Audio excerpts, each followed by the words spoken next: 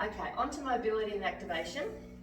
So what you want to do is 8 repetitions of a banded scapular retraction.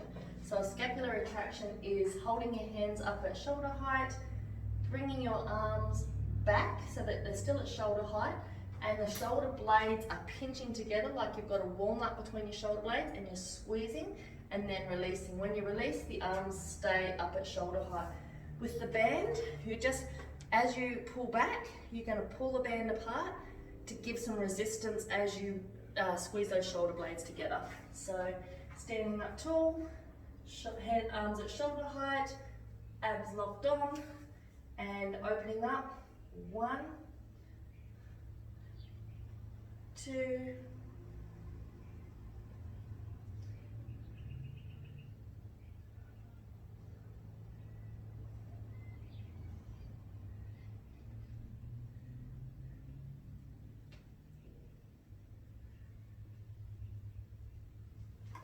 That's your banded scapular retraction.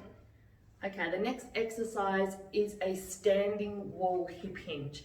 So basically all we're doing here is we're training our hips to go all the way back, giving a stretch through our hamstrings, and then using our glutes or our hips to come back up. So what you're going to do is you're going to use the wall for support, placing your hands at about shoulder height and just keeping your feet shoulder width apart. And from there you're just going to use the wall as support, push the hips back so that our head comes in between the shoulders, and then come back up. You want to keep a flat back the whole way through this exercise. So against a wall, hands against the wall, shoulder width and shoulder height. And then pushing the hips back, so your head comes down, and then back up. Head comes down between your hands.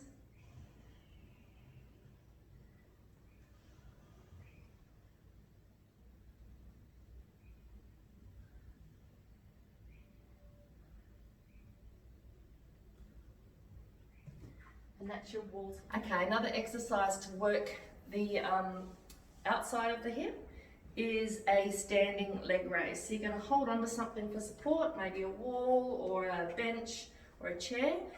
You're going to stand with your knees bent, abs locked on, glutes on nice and tight.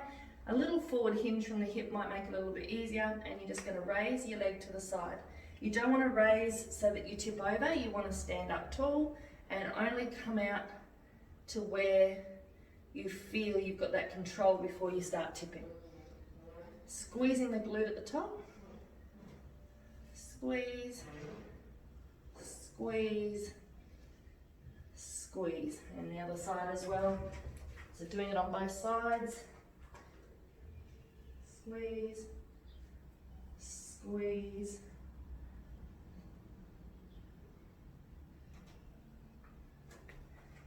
And that's your standing leg raises. Okay, the side lying thoracic rotation. So you're going to lay onto your side so that you've got one arm stretched out underneath you like this. Bring your knees up. Make sure that your hips are stacked over the top of each other so that you're not laying backwards. Bring one hand on top of the other. This one you're going to open all the way up and try to reach down to the ground and look behind you so that your full arm is on the ground at the back. And then coming back.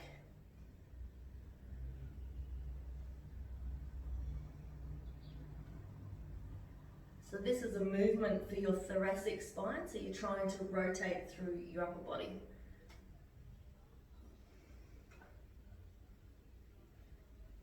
And you'll do the same on the other side.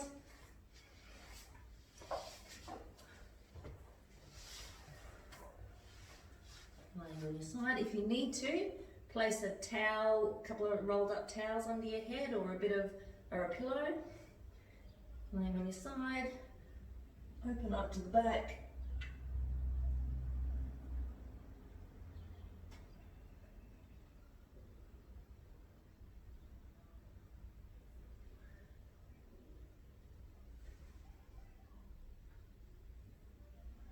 And just making sure you're keeping control with those hips stacked on top of each other. And that is your side lying thoracic rotation. Okay, time for your balance and stability exercises. So what you're going to do is you're going to stand on one leg. You may need to hold something, so pole or a door frame. And what you're going to do is you're going to bring one leg up into a 90-degree angle. So you've got a 90 degree from the hip and the bottom of your leg is 90 degrees to your knee. So you're going to bring that up, and all you're going to do is you're going to rotate your upper body and back in so that the leg comes with it. So what you don't want to do is you don't want to bring this up and just let the leg go by itself. You're actually rotating from the top and your leg comes with it. Across.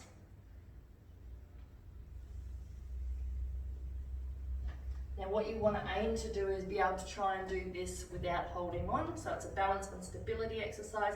Stability is in the hip and in the ankle. And the balance is obviously trying to maintain our weight over the supporting leg. So we want to try and avoid sort of popping out to the side. So you want to stay upright as much as you can with the weight over your leg, and sort of pretending there's a phantom leg underneath you as you rotate. And back. Doesn't matter how big the rotation is, you don't want to go so far that you stumble backwards. You want controlling this, so you want balance and control, which equals that stability, all right? So strengthen the hip flexor and back down. So start holding and then work your way to being able to do them without holding.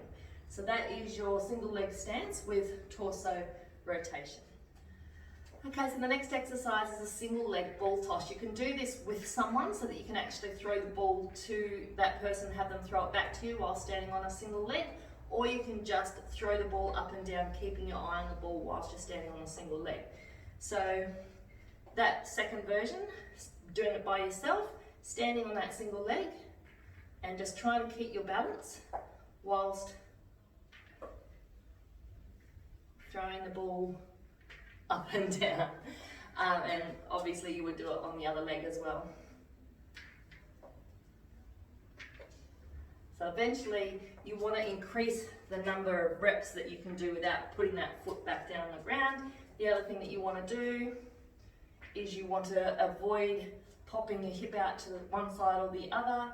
You want to avoid all this wobble. You want to try to eventually be able to bring this leg up to that 90 degrees. So at first it might just be low, and then you want to be able to bring it up to that 90 degrees, and you want to be able to stand as if you've got a phantom leg still on the ground, keeping you supported, and that you aren't popping out to either side and you're not wobbling, and that you're able to stand there really still and catch the ball.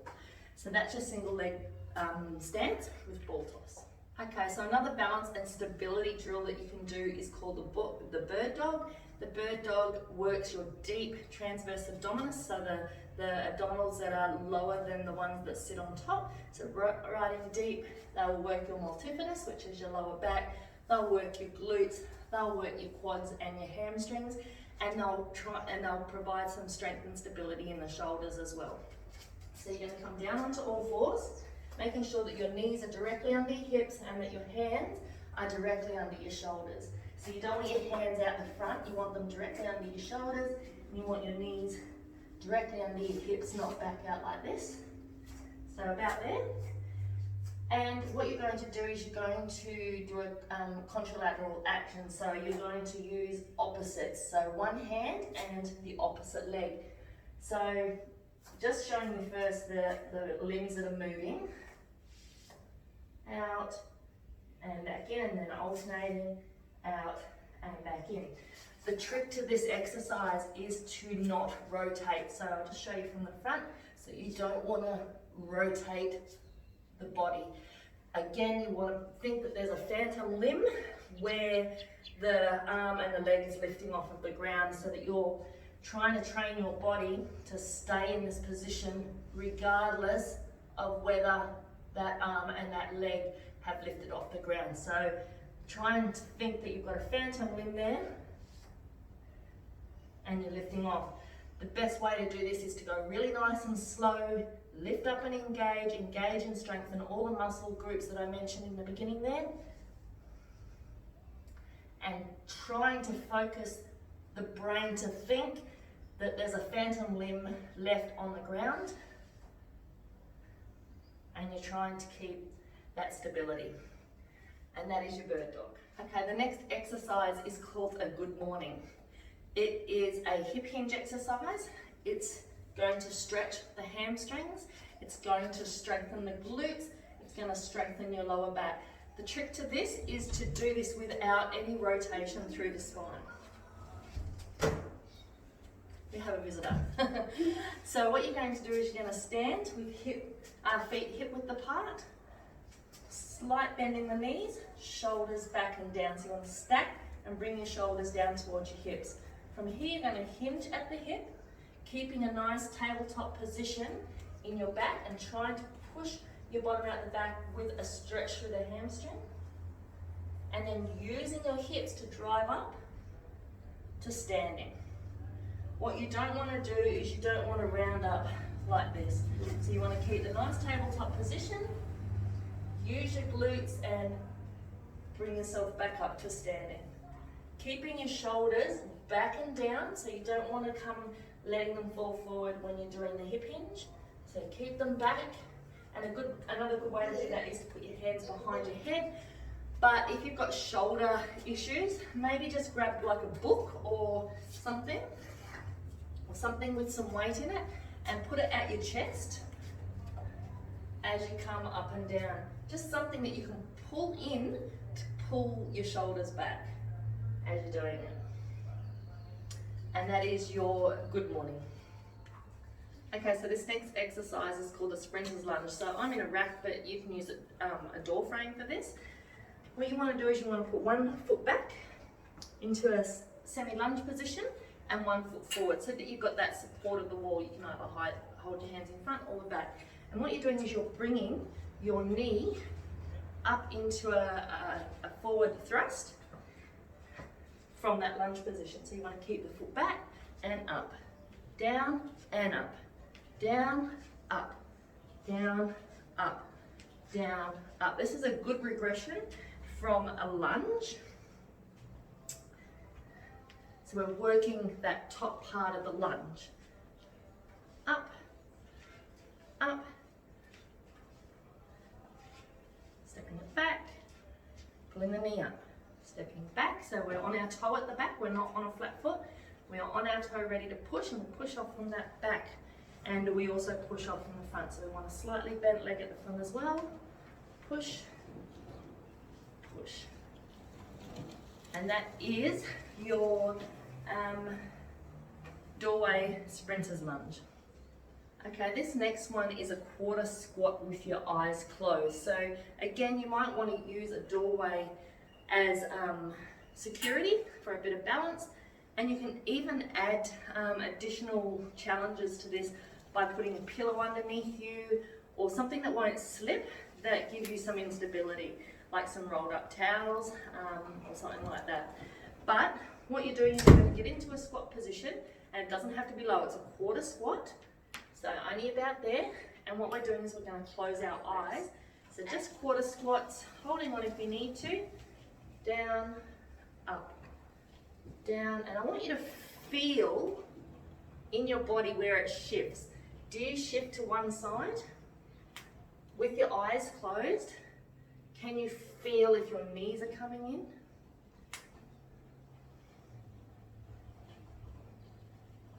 Can you feel that you're coming really far forward? Having your eyes closed gives your other senses, they're more heightened, so it's a good activity to do just to see how you feel where your body is in space as you're moving. So that is your quarter squat with eyes closed. A great proprioceptive exercise. Okay, this next exercise is called the pull-off press. So we're working our obliques. So we're going to attach a resistance band to a veranda pole, something like that. Just somewhere where you can anchor it, that's nice and steady. You're going to pull that band out away from the anchor point so that it comes in front of you. But if you were to let go or stop engaging, it would rotate you back towards there. So you need a little bit of tension on here. Then once you've pulled it out to your center, you're going to keep those shoulders back and down, glutes locked on, slight bend in the knee, abdominals engaged, and you're going to press this out to the front and then bring it back in. Press it back out and in.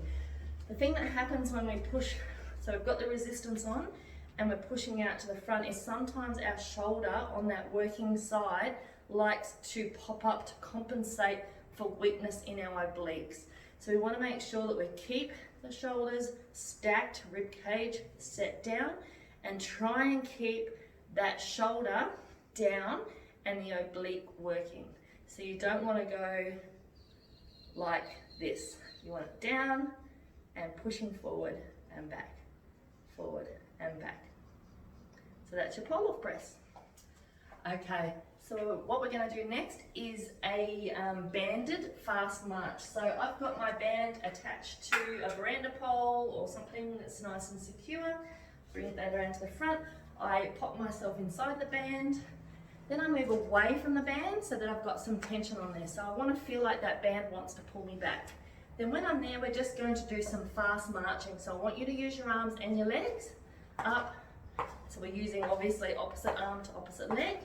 And then we're going to try and get faster and try and pull on that band as we go. Faster, faster, faster. And pulling on the band. And that is your banded fast marching. Okay, this exercise is alternating step-ups. You don't need a fancy box like this. If you've just got a stairway, you can use the stairs on the stairway. If you've got a door that has a little bit of a step-up, you can use that. Or you can use sort of any sort of stable, steady box on the ground. All you're going to do is alternate stepping up. So the first thing I'm going to do is step up with my left, bringing my right up, step down with my right, back down with my left. Then I'm going to alternate. I'm going to go up with my right, bring my left up, step my left down, step my right down. So stepping up, switch, step up, and switch. I want to make sure that my shoulders are backing down, rib cage set down into my pelvis, and that I'm using my glute to push up and back down. What you don't want to do is you don't want to use the foot for momentum. So you don't want to use momentum to come up. This front leg, so I'll demonstrate on this side so you can see, this is my working leg, the one that's on the box. So that glute needs to be doing all the work to push myself up onto the box and back down. Up and back down. And that is your alternating step-ups. Okay, this is this one is marching with dumbbells or some sort of a weight. So you could have cans, bottles, whatever you want to hold, something with weight, and we're just marching on the spot, nice and fast, and swinging those hands with the weight, which will get the heart rate up. We don't want to swing and overextend backwards, so we don't want to be too heavy that we're backwards, and we don't want to be so heavy either that we're struggling to hold the weight and we're leaning forward. You want to stand upright, shoulders back and down, lifting those knees as high as you can, and then swinging the dumbbells as you go.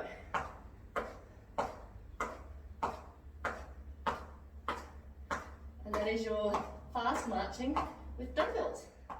Okay, this exercise is lateral stepping with dumbbells, and you can add some little raises in here to get your shoulders working as well. So the lateral steps are stepping out, taking our weight out to the side. So your weight comes out, and then out to the other side. So you're skipping the middle, and you're just stepping from side to side. Now what you can do is you can up, up, up, up with your arms. What you don't want to do is you don't want to have a weight that's so heavy that you're struggling to get those arms up as you're moving. This is an exercise that's metabolic conditioning, so you want to get the heart rate up, so these need to be light, and you just want to raise it up just to shoulder height and back down. Keeping a slight bend in the elbows, and again, shoulders back and down and stacked. You don't want to be curled over in this. You want to be up nice and tall and taking the dumbbells to the side. So that's a lateral stepping with dumbbell raises. So once you've finished any cardiovascular conditioning, so your heart rates come up, you just want to walk around a little bit. Don't suddenly stop. You want to walk around a little bit, let that heart rate come back down. Just circle the arms, take in some deep breaths, and just walk around nice and slow. You don't want to be bringing that heart rate back up again. And you will do that for a minute or two until you can feel that your heart rate has come back down to a normal pace. You can talk again, and then you can stop your exercise.